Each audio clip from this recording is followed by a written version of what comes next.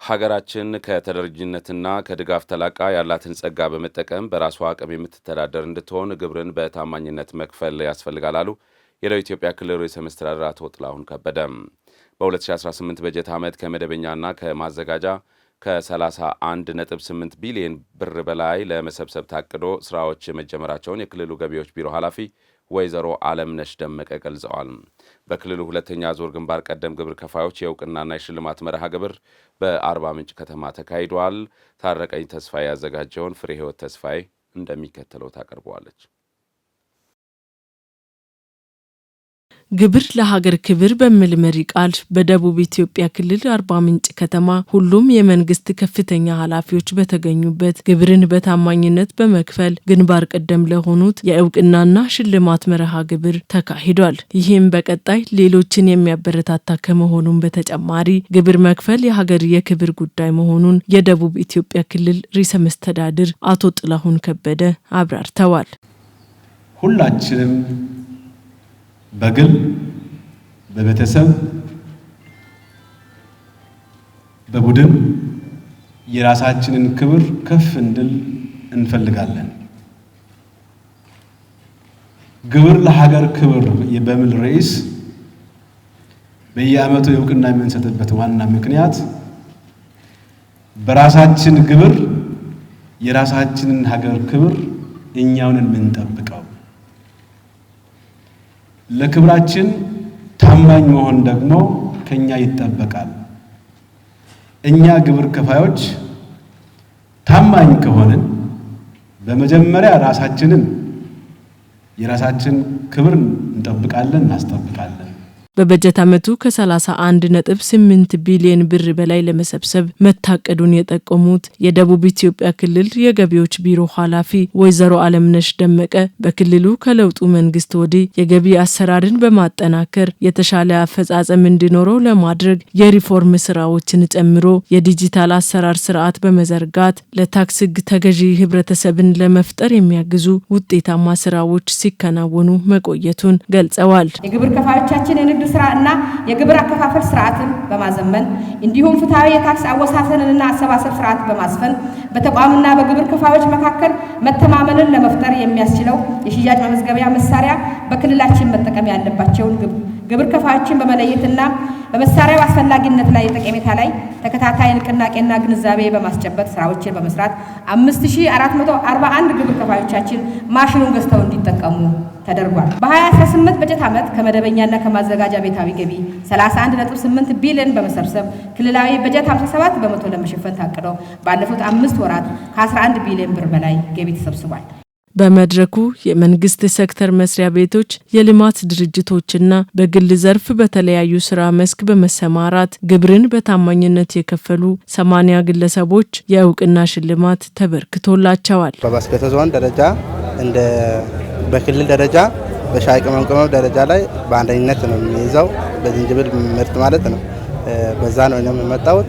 በዛ ከዚህ በኋላ በመጣው ጊዜ ላይ ከዚህ የበለጠ ለመሻሻል ግብርን በታማኝነት ለመከፈል ሁሉን ነገር በጊዜ ለመውጣት ዛሬውን ምንድነው በዛ እገልጻለሁ። ግብር ሲንከፍል ምንም ለመንግስት እንደሚገባ አይነት አድርገን በግዴታም እንደሚከፍል ተደርጎ ሲሰማን ነበር እንከፍል የነበረው። አሁን እዚህ ጋር ያየነው ድባብ እዚህ ጋር ሲወራ ክቡር የደቡብ ኢትዮጵያ ክልል አስተዳደር ጥላሁንም ሲያወራ እንደሰማነው እንደሰጠን ትምህርትም አኳያ እንደተሸለምኩትም የገባኝ አገር እንደለወጥኩ አገር እንደቀየርኩ እኔ በከፈልኩት ግብር በታማኝነት እኔ ለካስ ግብር ሲከፍል አገር እንደተቀየረች ከተማችን እንደለማች ደግሞ ምንም አይነት እኔም ከግብር ስጋት ነፃ ሆኜ ለመንግስት ግብር እንደከፈልኩ የዛኔ ያልታወቀው ሁሉ ዛሬ ታውቆኛል። ደስም ብሎኛል። ከቅርብ ጊዜ ወዲህ በሀገሪቱ ሁሉም ክፍል በሚባል መልኩ የምናያቸው ኮሪደር ልማት ስራዎችን ጨምሮ ሌሎች የመሰረተ ልማት ስራዎች እየተሰሩ የሚገኙት ከውስጥ በሚገኘው ከግብር ከተሰበሰበው ገንዘብ መሆኑን የገለጹት የክልሉ ርዕሰ መስተዳድር አቶ ጥላሁን ከበደ ሀገራችን ከተረጅነትና ከድጋፍ ተላቃ በራሷ አቅም የምትተዳደር እንድትሆን ለማድረግ ግብርን በታማኝነት መክፈል አስፈላጊ ነው ብለዋል። ከተረጅነት ከድጋፍ ከሚሹ ሀገራት ተርታ ወጣ ራሷን ችላ በክብር የምትጠራ አገር ዜጋ ለመሆን እኔ አስተዋጽኦ ማበርከት አለብኝ የሚል የሁሉም ግብር ከፋዮች የሁሉም ዜጎች ግዴታም ውዴታም ነውና ዛሬ ከበርካታ ግብር ከፋዮች ውስጥ በቁጥር ወደ 100 ባትዘልቁም ግን ደግሞ በተግባራችሁ ቃላችሁን ጠብቃችሁ ምስጉን ሆናችሁ ታማኝ የሚል ስም ለራሳችሁ ለሕዝባችሁ ለመንግስታችሁ ታማኝ ናችሁ ተብላችሁ ዛሬ ይህንን ታላቅ ዕውቅና በክልሉ መንግስት ስም እንድታገኙ ለፍታችሁ ደክማችሁ ለሰራችሁና ታማኝ ለሆናችሁ በድጋሚ እንኳን ደስ ያላችሁ ደስ አለናችኋለሁ። ክልሉ ካለው አቅም ጋር ሲነጻጸር ግብርን በታማኝነት በመክፈል ዕውቅና የተሰጣቸው 80 ሰዎች ብቻ መሆኑ ደካማ አፈጻጸም የተመዘገበበት መሆኑ የተገለጸ ሲሆን በቀጣይ በሺዎች የሚቆጠሩ ግብር ከፋዮች መሳተፍ እንዳለባቸውም ጥሪ ቀርቧል። የዞኑ መንግስት ሰራተኞች የብድር አገልግሎት ተጠቃሚ እንዲሆኑና ቁጠባን ባህል እንዲያደርጉ የኢትዮጵያ ንግድ ባንክ የሚያቀርባቸውን የዲጂታል ፋይናንሲንግ አገልግሎቶችን ተግባራዊ ለማድረግ እየተሰራ መሆኑን የወላይታ ዞን ዋና አስተዳዳሪ ረዳት ፕሮፌሰር ሳሙኤል ተሰማ ገለጹ። የኢትዮጵያ ንግድ ባንክ የዲጂታል ቁጠባና የብድር አገልግሎት ሲቢ በኢጄና የተቀላጠፈ ኢንተርኔት ባንኪንግን ለማቅረብ ከወላይታ ዞን አስተዳደር ጋር የውል ስምምነት ተፈራርሟል። እድገት እስራኤል ዝርዝሩን ይዟል። የኢትዮጵያ ንግድ ባንክ ለደንበኞች የተቀላጠፈ አገልግሎት ለመስጠት ከጊዜ ወደ ጊዜ አገልግሎቱን እያዘመነ ይገኛል። በባንኩ የወላይታ ሶዶ ዲስትሪክት ንግድ ባንኩ በአዲስ መልክ ያበለጸገውን ሲቢኢ በኢጄ የቁጠባና ብድር አገልግሎት እንዲሁም የኢንተርኔት ባንኪንግ አገልግሎት ከወላይታ ዞን አስተዳደር ጋር በጋራ ለመስራት የውል ስምምነት ተፈራርሟል። ይህ ስምምነት የፋይናንስ አገልግሎት ለማቀላጠፍና የመንግስት ሰራተኛው ያለምንም እንግልት የብድር አገልግሎት እንዲያገኝ የሚያስችል ነው ተብሏል። ኢንተርኔት ባንኪንግ አሁን ቴክኖሎጂ ታግዘን የመንግስት ፋይናንስ አገልግሎትን በተቀላጠፈ ሁኔታ በሰንበትም ሳይገድበው የስራ ሰዓት ሳይገድበው በማንኛውም ሰዓት ትራንዛክሽን መፈጸም የሚያስችል ቀልጣፋ የኢንተርኔት አገልግሎት ነው። በዚህ አገልግሎት ብዙ ነገሮችን ወጪ መቆጠብ ይቻላል። አንደኛው የወረቀት ወጪ፣ የጉልበት ወጪ፣ የጊዜ ቁጠባ ጉዳይ ሁሉ እዚህ ውስጥ ተካቶ ያለ ነው። ስለዚህ በዚህ አገልግሎት የፋይናንስ አገልግሎትን መስጠት መጀመር አገልግሎት አሰጣጡን አንድ ስቴፕ ወደ ላይ ከፍ ማድረግ ነው። በእጄ ያው ለመንግስት ሰራተኞች ብድር በደሞዝ የተጣራ ደሞዝን መነሻ አድርገው ብድር ይሰጣል። ኢንተርኔት ባንኪንግ ደግሞ ባንክ ሳንሄድ ጊዜን በቆጠበ መልኩ ያው በፍጥነት በአገልግሎት ተደራሽ ያደርጋል። ስለዚህ ለኛ በጣም ጥቅም ይሰጣል።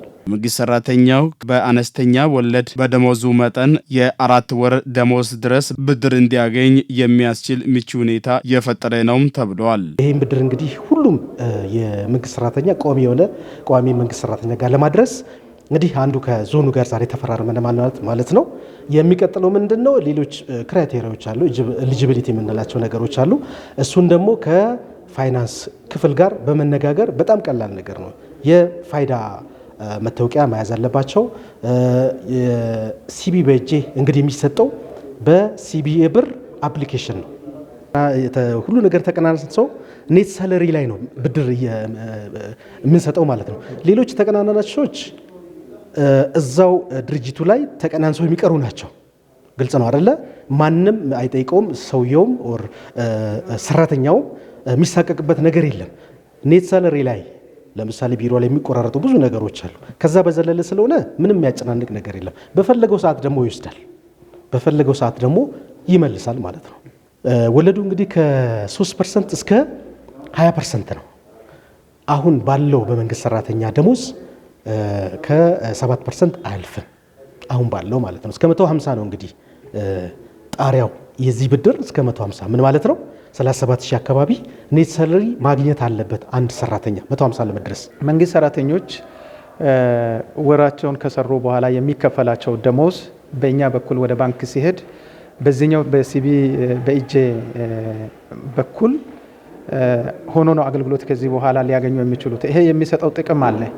ይሄ ምንድነው? ሰራተኞች ባገኙት የተጣራ ደሞዝ ያንን ሲፈልጉ ያንኑ ይጠቀማሉ። ድንገት አንዳንዴ ሰራተኞች ያልታቀደ የገንዘብ እጥረት ሲያጋጥማቸው ብድር ለመውሰድ ሰው ጋር መንግስት ጋር ብድር በሞዴል መጠየቅ እና ሌሎች በማይክሮ ፋይናንሲንግ እና ሌሎች አበዳሪ ተቋማት ጋር በመሄድ የሚባክነውን ጊዜ ይቀንሳል።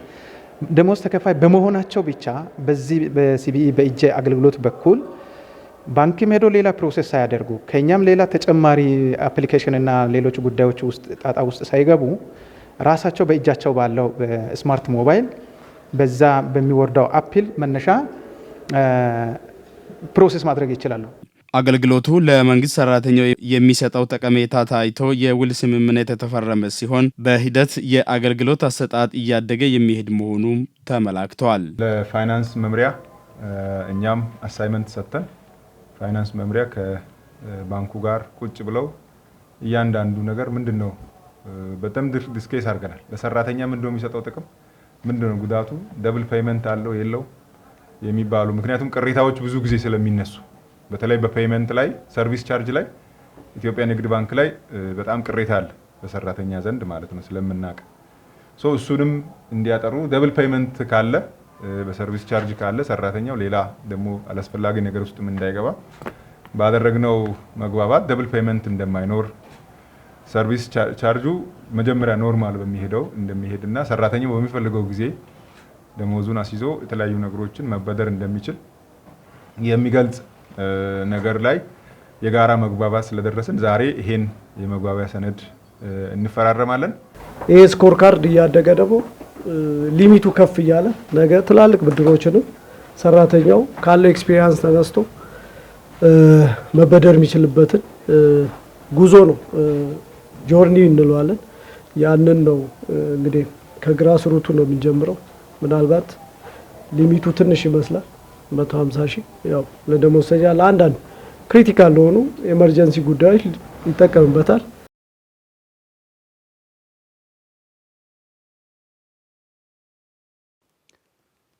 የማህፀን ጫፍ ካንሰርን አስመልክቶ ለሴቶች በቂ ግንዛቤ መፍጠር ስራ ቀጣይነት ባለው መልኩ ሊሰራ እንደሚገባ የወላይታ ዞን ህዝብ ምክር ቤት ዋና አፈ ጉባኤ ወይዘሮ ጤናይ ትራንጎ አሳሰቡ። የቅድመ ምርመራን ባህል ማዳበር የማህፀን ጫፍ ካንሰርን የከፋ ደረጃ ሳይደርስ ለመከላከል ሁነኛ መንገድ ነው ያሉት ደግሞ የወላይታ ዞን የመንግስት ረዳት ተጠሪ ወይዘሮ ሰላማዊ ሳሙኤል ናቸው። የወላይታ ዞን ምክር ቤት ለሴት ኮከስ አባላት በማህፀን ጫፍ ካንሰር ዙሪያ የግንዛቤ ማስጨበጫ መድረክ አካሂደዋል። አለማየሁ አልቶ ዝርዝሩን ይዟል። የማህፀን ጫፍ ካንሰር በርካታ እናቶችን ለሞት ከሚያዳርጉ በሽታዎች አንዱ ስለመሆኑ መረጃዎች ያመላክታሉ። በሽታውን አስመልክቶ የወላይታ ዞን ህዝብ ምክር ቤት ለሴት ኮከስ አባላት የግንዛቤ ማስጨበጫ መድረክ አካሂዷል። መድረኩ ቅድመ ምርመራ በማድረግ ሴቷ የጤና ሁኔታዋን የመለየት ባህል እንድታዳብር ለማስቻል ያለመ መሆኑ ተመላክቷል። የማህፀን ጫፍ ካንሰር ምንድነው በሚለው ላይ መንስኤው ምንድነው? ጉዳቱስ ምንድነው? ለዚህ ደግሞ ተጋላጭ የሆነችው ትልቁን ስፍራ የምትይዘው ሴቷ በመሆኑ ይህንን ከመከላከል አንጻር ከዚህ በፊትም በብዙ መድረኮች እየተወያየን የመጣንበት ሁኔታ ቢኖርም ድምጽ የሌለው ምልክቱ በጉልህ የማይታይ ዘመናትን በሴቶች ዘንድ የሚቆይ በሽታ ስለሆነ ይህንን ነቅተን ከመከላከል አንጻር ከጤና ጋር ተቀናጅተን እኛም ደግሞ ማህበረሰቦቻችንን አንቅተን ባሉበት ማህበራዊ መሰረት ልዩ ትኩረት ሰጥተን መስራት ያለብን ትልቅ ተግባር ነው። እውቀት ከጤና ባለሙያዎች የሚሰጠንን እውቀት አግኝተን ታች ሄደን በጣም በርካታ እናቶችን በዚህ በሽታ ወይንም በዚህ በሽታ ስጋት ተጨንቃ ያለች ካለች እንድትታከም ደግሞ እንደዚህ አይነት ችግር ውስጥ ልትወድቅ ያለች እናት ካለች ተጠንቅቃ ግንዛቤ አግኝታ በሕክምና ራሷን እያየች እንዲሄድ ግንዛቤ የምንፈጥርበት ነው። በጊዜ የሚደረግ ቅድመ ምርመራ የእናቶችን ተጋላጭነትና ሞት የማስቀረት እድሉ ሰፊ በመሆኑ የግንዛቤ ማስጨበጥ ስራ ቀጣይነት ባለው መልኩ እንደሚሰራ ነው የተገለጸው። ዛሬ ላይ ይህን ስልጠና ስንወስድ አንድ ጊዜ ስልጠና ሳይሆን ቀጣይነት ያለው በተሰማራንበት ቦታ እስከ ቀበሌ ድረስ ያሉ ህብረቶች ላይ የሴት አባሎቻችን ላይ ግንዛቤ እየሰጠን እያስጨበጥን ቅድሚያ ሴቶቻችን ሁሌ ምርመራ ማድረግ የሚችሉበትን አቅጣጫ እያሳየን ሴቶች በልማትም በሌሎችም ዘርፍ በሁሉም ዘርፍ ተጠቃሚ መሆን የሚችሉ ጤናማ ሲሆኑ ጤንነታችን የተጠበቀ መሆን የሚችለው ደግሞ ራሳችንን ማወቅ ስንችል ስለሆነ በዚህ ላይ ጉልህ ሚና መጫወት ከሁላችንም ይጠበቃል ማለት ነው። ታው እንግዲህ ከ30 እስከ 49 እድሜ ክልል ውስጥ ያሉ እናቶችን ወይም ደግሞ በመውለድ እድሜ ክልል ላይ ያሉ እናቶችን የሚያጠቃ ነው። ስለዚህ ምንድነው አንድ እናት ራሷን ተመርምራ የዚህ የበሽታው ምልክት ከሌለ ወይም ፖዚቲቭ ካልሆነች በየ2 አመቱ እየመጣች ራሷን እንደገና መታየት አለባት። ምልክቱ ደግሞ ከታየ በቦታው ሕክምና ይደረግላትና ሙሉ በሙሉ የመዳን ተስፋ አላት ማለት ነው። ካከምን በኋላ ተመልሶ ይሄ ነገር ምን ሊሆን አለ የሚል ስጋት ሳይኖር ማለት ነው። ስለዚህ አሁን ደስ የሚለው ነገር መሞት ሳይቻል ይሞታሉ። መታመም ሳይቻል መቅረት ሲቻል ግን ወደ በሽታው ከገቡ በኋላ ይመጡና በጣም ችግር የሆነብን ቻሌንጅ የሆነብን ነገር ይሄ ነው። ሴቷ ስለ ጤናዋ በግልጽ የምትወያይበትን መሰል መድረኮችን እስከ ታች መዋቅር ድረስ በማውረድ የሴቷን ተጋላጭነት ለመቀነስ በጋራ መረባረብ እንደሚሻ የመድረኩ ተሳታፊዎች ተናግረዋል። በዋና ጤና ተቋማት፣ ጤና ጣቢያዎችና ሆስፒታሎች ይሄ የልየታ ምርመራ የሚደረግበት ነው። ሲስተር ቅድም የምታወራው በበረዶ መመርመሪያ አለ። ከዛ ሕክምናውን በበረዶ የሚሰራበት ነው አብዛኛው ጤና ተቋማት። ስለዚህ ምቹ ሁኔታዎች አሉ።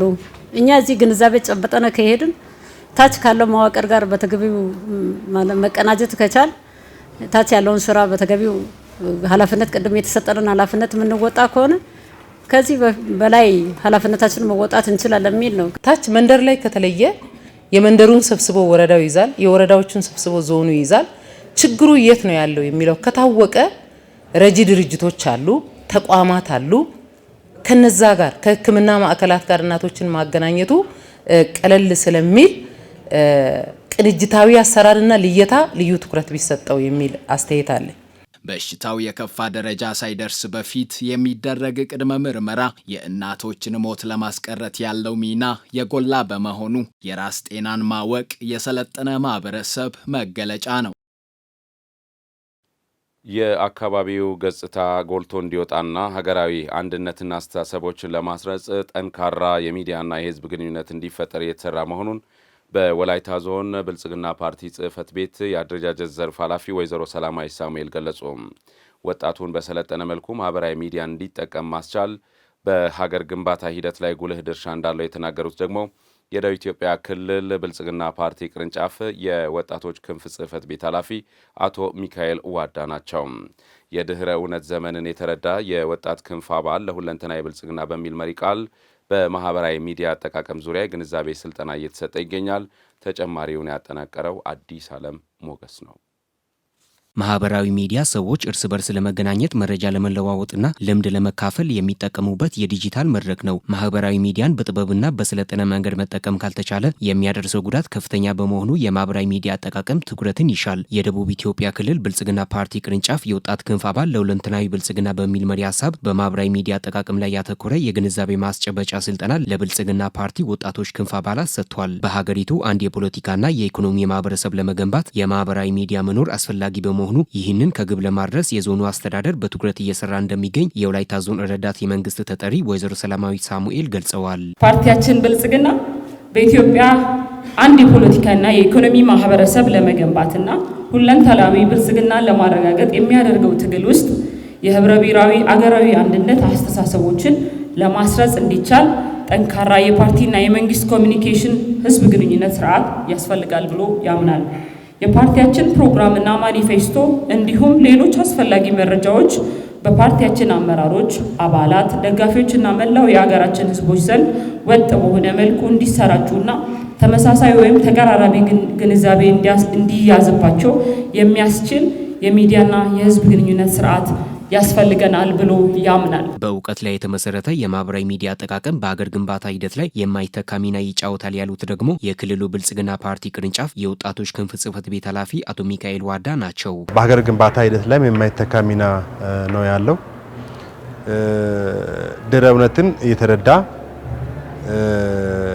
ቀጣይ በሀገር ግንባታ ሂደት ላይ የወጣቱን አስተዋጽኦ ከፍ የሚያደርግ ንቅናቄ ወይም የስልጠና መድረክ ነው ብለን ነው የወሰድነው።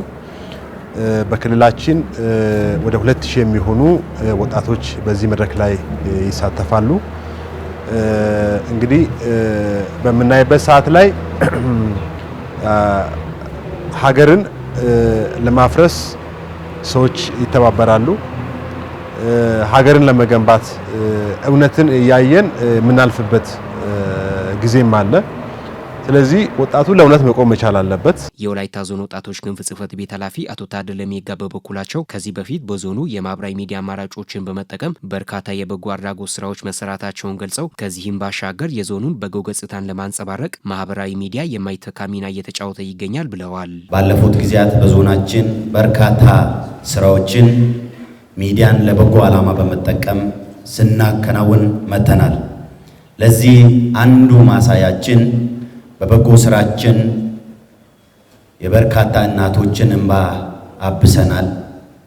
የበርካታ በሽተኞችን እስከ ውጭ ሀገር ድረስ የተለያዩ ዶክተሮችን፣ ዳኞችን፣ መምህራኖችን የተለያዩ ቦታ ሄደው እንዲታከሙ በአንዳንድ መዋቅሮች ላይ ወጣቶችን በማስተባበር ከ8 ሚሊዮን እና ከ10 ሚሊዮን ብር በላይ ገበያዎችን የተለያዩ አማራጮችን በመጠቀም በመዞርና ሚዲያን ለበጎ ዓላማ በመጠቀም እነዚህን አሳክመን ሙሉ ጤና እንዲያገኙ የማድረግ ስራ ተሰርቷል። ማህበራዊ ሚዲያን መጠቀም የሀገር እሴትን ለመጠበቅና አንድነትን ለማጠናከር መነሳሳት የሚፈጥር በመሆኑ ከስልጠና መድረኩ ግንዛቤ ማግኘታቸውን የስልጠናው ተሳታፊ የፓርቲ ወጣቶች ክንፍ አባላት ተናግረዋል። ማህበራዊ ሚዲያን ለበጎ ዓላማ መጠቀም በሚለው ላይ ለወጣቶች እየተሰጠ ያለው ስልጠና እጅግ በጣም አስፈላጊ ነው። ምክንያቱም ማህበራዊ ሚዲያን ለበጎ ዓላማ ካልተጠቀም ነው እጅግ በጣም ሀገርን ሊያፈርስ የሚችሉ ነገሮች ያሉበትና ደግሞ ለበጎ ዓላማ የምንጠቀም ከሆነ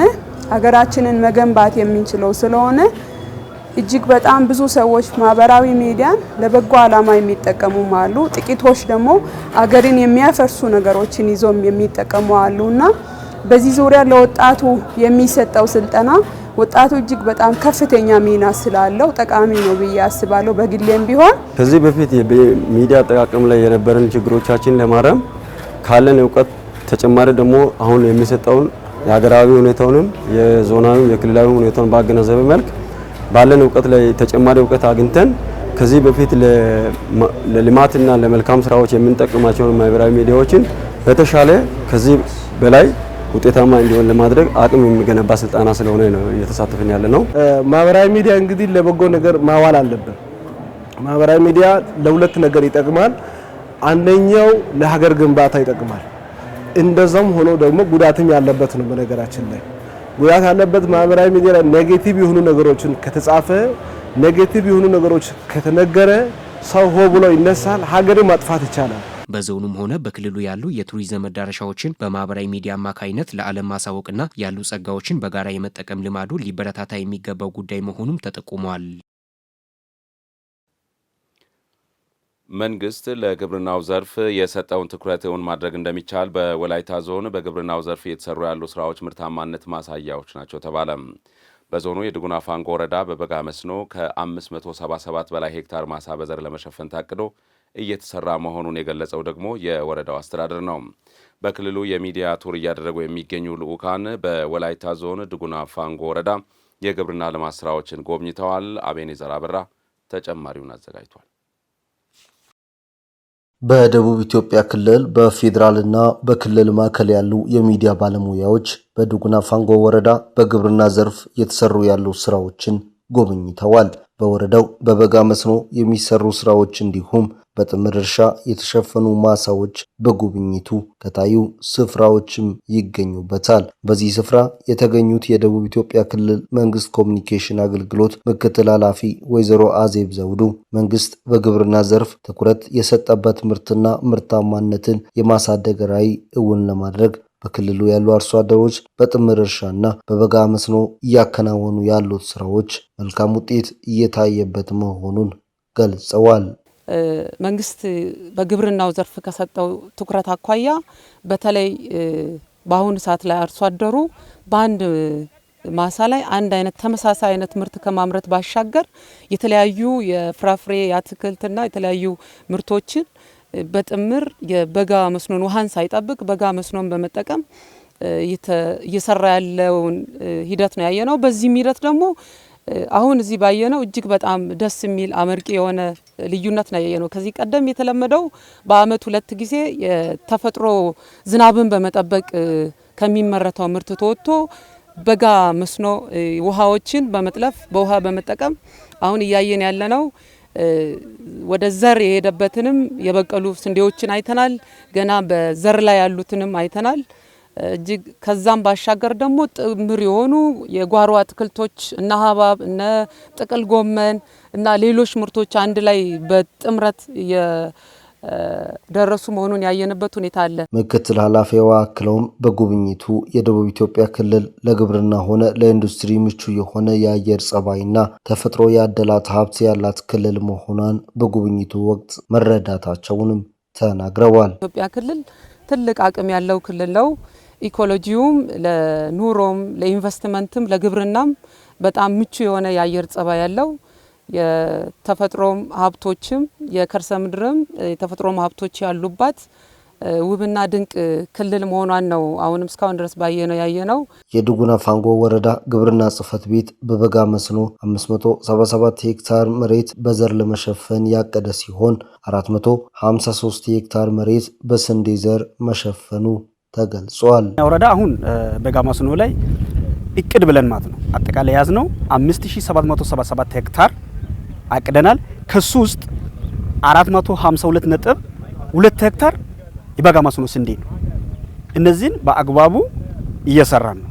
ከዚህ የሸፈነው ከ98 በላይ ሄክታር ከመቶ ሲሰላ ከ98% በላይ ሄክታር ሸፍነን ቀጣይ ላይ ያለው ለበልግ የምንገባውበት ያደረ ማሳ እንዳይኖር በትኩረት እየሰራንበት አግባብ። በወረዳው በግብርና ኢንቨስትመንት በመሳተፍ በበጋ መስኖና በጥምር እርሻ የተለያዩ አትክልቶችንና ፍራፍሬዎችን በማምረት ለማዕከላዊ ገበያ ጭምር ምርታቸውን ከሚያቀርቡ ኢንቨስተሮች አንዱ ተስፋዬ ዱንዳ የዘር ብዜት ተቋም ነው። ቲማቲም እናመርታለን፣ ሀባብ እናመርታለን፣ ስኳሽ የሚባል እናመርታለን፣ ቃሪያ እናመርታለን፣ ብሮኮሊ የሚባለውን እናመርታለን።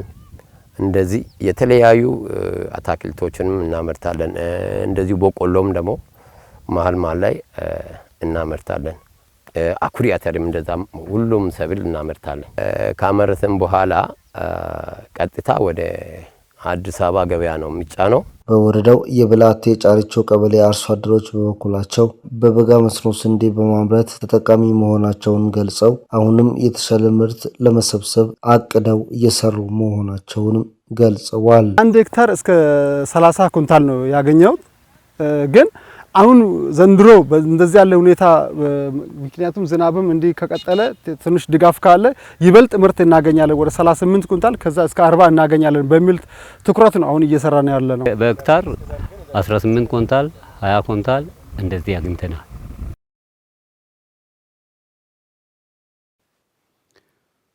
አርሶ አደሮች ዘመናዊ ቴክኖሎጂዎችን በማስፋትና የተፈጥሮ ማዳበሪያንን በመጠቀም ምርትና ምርታማነትን እንዲያሳድጉ ትኩረት ተሰጥቶት እየተሰራ መሆኑን የወላይታ ዞን ግብርና መምሪያ አስታወቀ።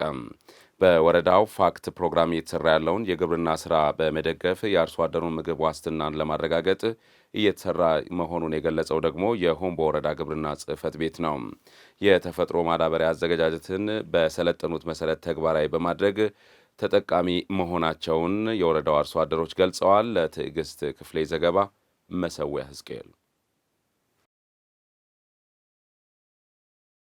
በዞኑ ውስጥ የግብርናውን ዘርፍ ውጤታማ ለማድረግ ፋክት የተባለ ፕሮግራም በሁለት አካባቢ ላይ እየሰራ ይገኛል። በሁምቦ ወረዳ በፕሮግራሙ ታቅፈው እያመረቱ ያሉ አርሶ አደሮች ተጠቃሚ ሆነዋል። በዞኑ በሌሎች አካባቢዎች የሚገኙ አርሶ አደሮች ምርጥ ተሞክሮ በመውሰድ ሊሰራ እንደሚገባ የወላይታ ዞን ግብርና መምሪያ ቡናና ቅመማ ቅመም ጽሕፈት ቤት ኃላፊ አቶ ደመቀ ኩኬ አሳስበዋል። ያለምንም ቴክኖሎጂ ዳፕንም ኮምፖስቱንም ሳይጠቀሙ አንደኛውን ሁለቱንም በመጠቀም ኮምፖስቱንም ዳፕንም በመጠቀም ሶስተኛውን ዳፕን ብቻ በመጠቀም የመጨረሻ ወይም አራተኛውን ኮምፖስትን ብቻ በመጠቀም ሰርቷል። ለውጡን በራሳቸው ደረጃ ሰርቶ ምርት ሰብስበው ወቅቶ ያው ምን ያህል ምርት ተገኝቷል የሚለውንም ነገር ሰርቶ ጠቅላላ ውጤትን ለኛ ዛሬ ያቀረቡበት ሁኔታ ነው ያለው። እኛ በዋናነት የምናሳስበው እዚህ ያዩትን ነገሮች ወደ ራሳቸው ማሳ መውሰድ መቻል አለባቸው።